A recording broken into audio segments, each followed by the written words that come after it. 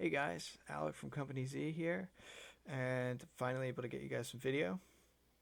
And I figured we'd start off by looking at where I start off, which is generally and more often than not, drums.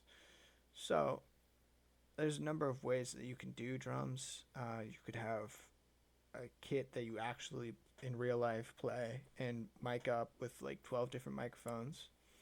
Um, you could program notes in, um, and I can show you what that might look like. And sometimes I do, in fact, do this. So if I click up here, so that's what the software that I use is Easy Drummer. It's pretty good. It sounds pretty nice.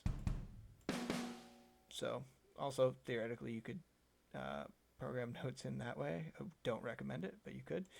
So yes, you could program notes in like this, right? So if you know, oh, okay, I think the bass is here. I think it is. Oh, I have to first hit this little headphones so that we can hear it. Nope, I was wrong. Nope, still wrong. So yeah, you could basically click, click, click, click, and then play. Oh, hold on, I had another sample up here going, so let me stop that so you can just hear this one. So I'll play this. Sounds fine, but it's certainly a little bit perfect. Like it's absolutely on the one, two, three, and four, right? So I mean, you can combat that by I'm not sure if I have the ability turned on right now. Yeah, but you could nudge it, and then like I don't know. Let's just make this a little bit interesting. And then let's just do simple programmed beat. But you'll see it kind of just sounds a little stale. But let's just have a listen. And I have to re-trigger it.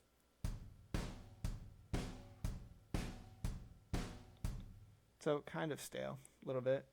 Another way to do drums is to have what basically is a drum machine or um, a way of capturing, playing your beats with either what's called a MIDI keyboard or MPC, and ultimately I'll have video showing you how that part of the process works, but currently not really feasible.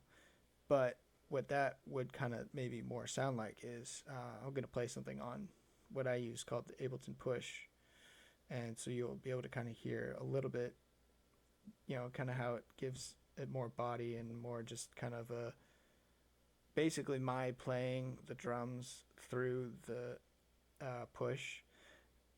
It basically adds error because I'm not playing it perfectly, which actually in some depending on how bad the beat is, if it's so minuscule that you don't really notice that it's off, it can sound even better than if it's perfect. And I guess I'll just show you that because it's better to hear that than to see that. So let's see. Ready?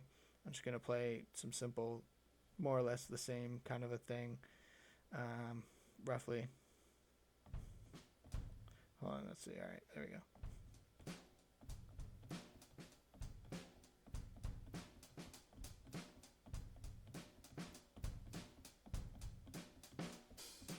So it gives it more of the human feel to it.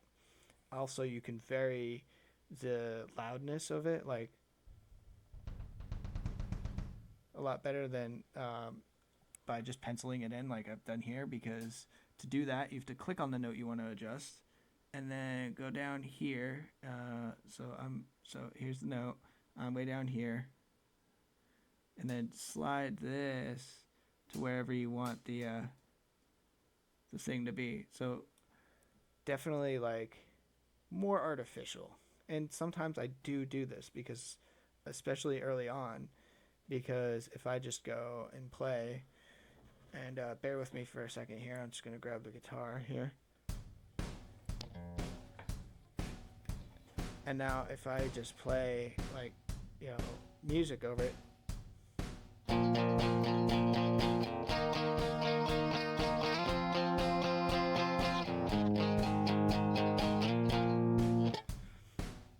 it it's a good metronome or bass line in that the drums are perfect. So if you're playing in time with perfect drums, you're more likely to be in the time that you want.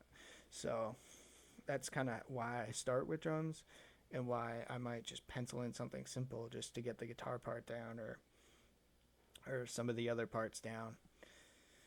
Um, there's more like interesting things that you can do with drums that I'll probably cover later on, but that's kind of a window into why I start with drums and a little bit of how I make drums. So let me know if you guys have any questions. And I'm not sure where I'll go with this next time, but we'll build off of this. And thanks for watching, and see you guys in the next one.